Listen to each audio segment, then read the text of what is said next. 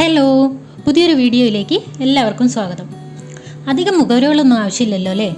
ഇന്ന് നമുക്ക് chicken filling ആയിട്ടുള്ളൊരു ബ്രെയ്ഡഡ് ബൺ ഉണ്ടാക്കാം. എന്നാൽ പിന്നെ റെസിപ്പിയിലേക്ക് പോയാലോ? നമുക്ക് ആദ്യം ബണ്ണിന് വേണ്ട മാവ് തയ്യാറാക്കിയെടുക്കാം. അതിനായിട്ട് ഞാനിവിടെ ഒരു ബൗളിലേക്ക് ഒരു അരക്കപ്പ് ചെറു ചൂടുള്ള പാലാണ് എടുത്തിരിക്കുന്നത്. അതിലേക്ക് 1 ടീസ്പൂൺ ഇൻസ്റ്റൻറ്റ് ഡ്രൈ ഈസ്റ്റും ഒരു 2 ടേബിൾ സ്പൂൺ പഞ്ചസാരയും പിന്നെ ഒരു 2 മുട്ടയാണ് ചേർത്തിരിക്കുന്നത്. ഇനി നമുക്കിതൊരു ഫോക്കോ വിസ്കോ സ്പൂണോ എന്തെങ്കിലും ഉപയോഗിച്ച് ഇതുപോലെ നന്നായിട്ട് യോജിപ്പിച്ചെടുക്കാം. ഇത് യോജിച്ച് കഴിഞ്ഞതിന് ശേഷം നമുക്കിതിലേക്ക് ഒരു 2 കപ്പ് മൈദയും ഒരു 1/4 ടീസ്പൂൺ ഉപ്പും ചേർത്ത് മിക്സ് ചെയ്തെടുക്കാം.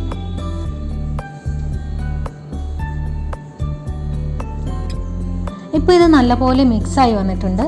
ഇത് നമ്മുടെ കയ്യിലൊരു ഒട്ടിപ്പിടിക്കുന്ന പരുവായിരിക്കും, പക്ഷേ അത് കുഴപ്പമില്ല. അതാണ് അതിൻ്റെ പരുവെന്ന് പറയുന്നത്. ഇനി നമുക്കിത് നമ്മുടെ കൗണ്ടർ ടോപ്പിലേക്ക് വെച്ചിട്ട് നമ്മുടെ കൈയുടെ ഉള്ളനടി ഉപയോഗിച്ച് ഇതിൽ കാണുന്നത് പോലെ ഇതുപോലെ നന്നായിട്ട് അമർത്തി കുഴച്ചെടുക്കാം. ഒരു കുറച്ച് സമയം കുഴച്ചതിന് ശേഷം നമുക്കിതിലേക്ക് ഒരു 2 ടേബിൾ സ്പൂൺ ബട്ടർ ചേർത്ത് കൊടുക്കാം. റൂം ടെമ്പറേച്ചറിലുള്ള ബട്ടർ ചേർക്കുന്നതായിരിക്കും നല്ലത്. പക്ഷേ എൻ്റേത് കുറച്ച് കട്ടിയുള്ള ബട്ടറായിരുന്നു, പക്ഷേ അത് കുഴപ്പമില്ല. അത് ഇങ്ങനെ കുഴച്ച് കഴിയുമ്പോൾ അതിലേക്ക് ചേർന്നോളൂ. നിങ്ങളുടെ മാവ് ഇതുപോലെ കൗണ്ടർ ടോപ്പിൽ ഇങ്ങനെ ഒട്ടിപ്പിടിക്കുന്നുണ്ടെന്ന് തോന്നിക്കഴിഞ്ഞാൽ നിങ്ങൾക്ക് ഇതുപോലെ ഒരു സ്ക്രാപ്പറോ എന്തെങ്കിലും ഉപയോഗിച്ച് ഇതുപോലെ വടിച്ചെടുത്ത് അതിലേക്ക് ചേർത്ത് ഇതുപോലെ കുഴച്ചെടുക്കാവുന്നതാണ്. ഇപ്പോൾ ഞാനിതൊരു 10, 15, 20 മിനിറ്റോളം ഞാനിത് കുഴച്ചെടുത്തിട്ടുണ്ട്. ഇതാണ് നമ്മുടെ മാവിൻ്റെ പരുവം. നമ്മളിങ്ങനെ വലിച്ചു കഴിഞ്ഞാൽ അത് പൊട്ടി വരാൻ പാടില്ല. അങ്ങനെ ഉള്ള പരുവായി കഴിയുമ്പോൾ നമുക്കത് കുഴയ്ക്കുന്നത് നിർത്താം.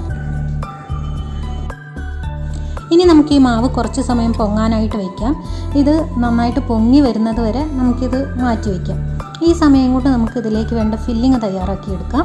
അതിനായിട്ട് ഒരു ചീനച്ചട്ടിയിലേക്ക് ഞാൻ 2 ടേബിൾ സ്പൂൺ വെണ്ണ ചേർത്ത് കൊടുത്തിട്ടുണ്ട്. അത് ഉരുകി വരുമ്പോൾ അരിഞ്ഞു വെച്ചിരിക്കുന്ന വെളുത്തുള്ളിയും പച്ചമുളകും ചേർത്തു. അത് നന്നായിട്ട് വഴറ്റി വരുമ്പോൾ കുറച്ച് മഷ്റൂം ചേർത്ത് കൊടുത്തിട്ടുണ്ട് ഞാൻ. പക്ഷേ മഷ്റൂം ഇല്ലെങ്കിലും കുഴപ്പമൊന്നുമില്ല. അത് നന്നായിട്ട് വഴന്ന് വന്നപ്പോൾ ഒരു 2.5 ടേബിൾ സ്പൂണോളം മൈദയാണ് ചേർത്ത് കൊടുത്തിട്ടുള്ളത്. അത് നമ്മുടെ വെണ്ണയിലൊക്കെ കിടന്ന് നന്നായിട്ട് വഴന്ന് വന്നു കഴിഞ്ഞാൽ നമുക്കതിലേക്ക് കുറച്ചായിട്ട് പാല് ചേർത്ത് ഇളക്കി കൊടുക്കാം. നമ്മൾ ഒരുമിച്ച് പാലൊഴിച്ച് കഴിഞ്ഞാൽ ഈ മൈദയെല്ലാം കൂടെ കട്ട കെട്ടിപ്പോവും. അതുകൊണ്ടാണ് കുറച്ചായിട്ട് പാലൊഴിച്ച് നമ്മൾ ഇളക്കിയെടുക്കുന്നത്. ഇങ്ങനെ പാലൊഴിച്ച് ഇളക്കി ഒരു തിക്ക് കൺസിസ്റ്റൻസി ആയി കഴിഞ്ഞാൽ നമുക്ക് പാലൊഴിക്കുന്നത് നിർത്താം.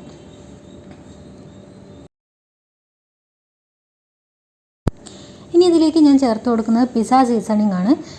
ഒരു ടീസ്പൂണോളം ഞാനിവിടെ പിസ്സ സീസണിംഗ് ചേർത്ത് നന്നായിട്ട് യോജിപ്പിക്കുന്നുണ്ട്. അതിനുശേഷം നമുക്ക് ഇതിൽ ഉപ്പ് നോക്കിയിട്ട്, ഉപ്പ് നമ്മൾ ചേർത്തിട്ടില്ല, ഉപ്പപ്പോൾ എത്രയാണോ വേണ്ടത് അതിനനുസരിച്ചുള്ള ഉപ്പ് നമ്മൾ ഈ സമയത്ത് ചേർത്ത് കൊടുക്കാം. ഇനി ഇതിലേക്ക് നമ്മുടെ പ്രധാന ചേരുവയായ ചിക്കൻ ചേർത്ത് കൊടുക്കാം. ഇത് ഞാൻ ഉപ്പും കുരുമുളകും കൂടെ ചേർത്തിട്ട് വേവിച്ച് വെച്ചിരിക്കുന്ന ചിക്കനാണ്. അത് ചേർത്തിട്ട് നമുക്ക് നന്നായിട്ട് യോജിപ്പിച്ചെടുക്കാം കേട്ടോ. അവസാനമായിട്ട് കുറച്ച് കുരുമുളക് പൊടിച്ചത് കൂടി ചേർത്തിട്ട് ഇളക്കി യോജിപ്പിച്ചതിന് ശേഷം നമുക്ക് ഇതിൻ്റെ സ്റ്റൗവ് ഓഫ് ചെയ്യാവുന്നതാണ്. ഇതിപ്പോൾ കണ്ടു കഴിഞ്ഞാൽ ഒരു ലൂസായിട്ടുള്ള ഒരു ഇതായിട്ട് തോന്നുമെങ്കിലും ഇത് തണുത്ത് കഴിയുമ്പോൾ നമ്മുടെ ഫില്ലിങ്ങിന് കറക്റ്റ് പാകമായിരിക്കും. ഇപ്പോൾ ഇതാ നമ്മുടെ മാവൊക്കെ നന്നായിട്ട് പൊങ്ങി വന്നിട്ടുണ്ട്. ഇനി നമുക്കിത് എടുത്ത് നമ്മുടെ കൗണ്ടർ ടോപ്പിലേക്ക് വെച്ച് ഇത് 2 പാർട്ടായിട്ട് ഡിവൈഡ് ചെയ്യാം. ഇനി ഇതിൽ ഒരു ഭാഗം എടുത്തിട്ട് നമുക്ക് നമ്മുടെ കൗണ്ടർ ടോപ്പിൽ വെച്ചിട്ട് ഈ വീഡിയോയിൽ കാണുന്നത് പോലെ നീളത്തിൽ പരത്തിയെടുക്കാം.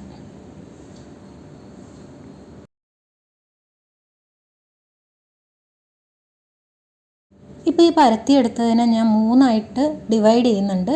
കട്ട് ചെയ്യുന്നൊന്നുമില്ല, ജസ്റ്റ് ഒന്ന് മാർക്ക് ചെയ്ത് വയ്ക്കുകയാണ് എവിടെയാണ് ഫില്ലിങ് വെക്കേണ്ടതെന്ന് അറിയാൻ വേണ്ടിയിട്ട്. ഇനി അതിൻ്റെ നടുക്കുള്ള ഭാഗത്ത് നമ്മുടെ തയ്യാറാക്കി വെച്ചിരിക്കുന്ന ഫില്ലിങ് വെച്ച് കൊടുക്കുന്നുണ്ട്.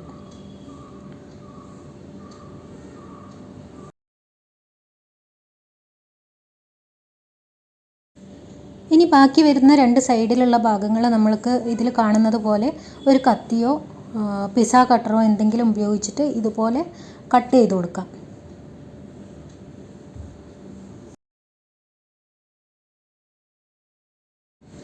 ഇവിടെ ഈ ഫില്ലിങ്ങിൻ്റെ മുകളിലേക്ക് ഞാൻ കുറച്ച് ചീസ് കൂടെ ചേർത്ത് കൊടുക്കുന്നുണ്ട്.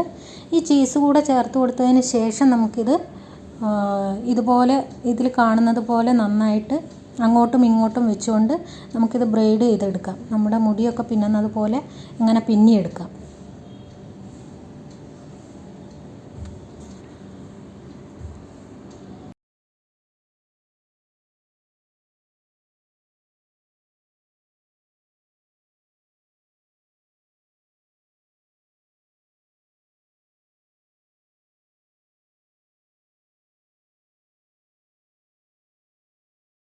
ഇപ്പോൾ അതാ നമ്മുടെ ബണ്ണ് ഞാനിവിടെ നന്നായിട്ട് പിന്നിയെടുത്തിട്ടുണ്ട്.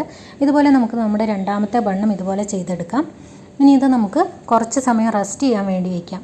അപ്പോൾ അതാ നമ്മുടെ ബണ്ണ് നന്നായിട്ട് പൊങ്ങി വന്നിട്ടുണ്ട്. ഇനി നമുക്കിത് എഗ് വാഷ് ചെയ്ത് കൊടുക്കാം.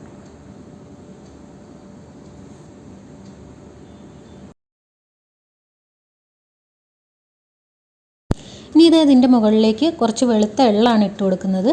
ഇനി നമുക്കിതൊരു 180 ഡിഗ്രിയിൽ 30 മുതൽ 35 മിനിറ്റ് വരെ ബേക്ക് ചെയ്തെടുക്കാം. ഇപ്പോൾ ഇതാ നമ്മുടെ ബ്രെയ്ഡഡ് ബണ്ണ് തയ്യാറായിട്ടുണ്ട്.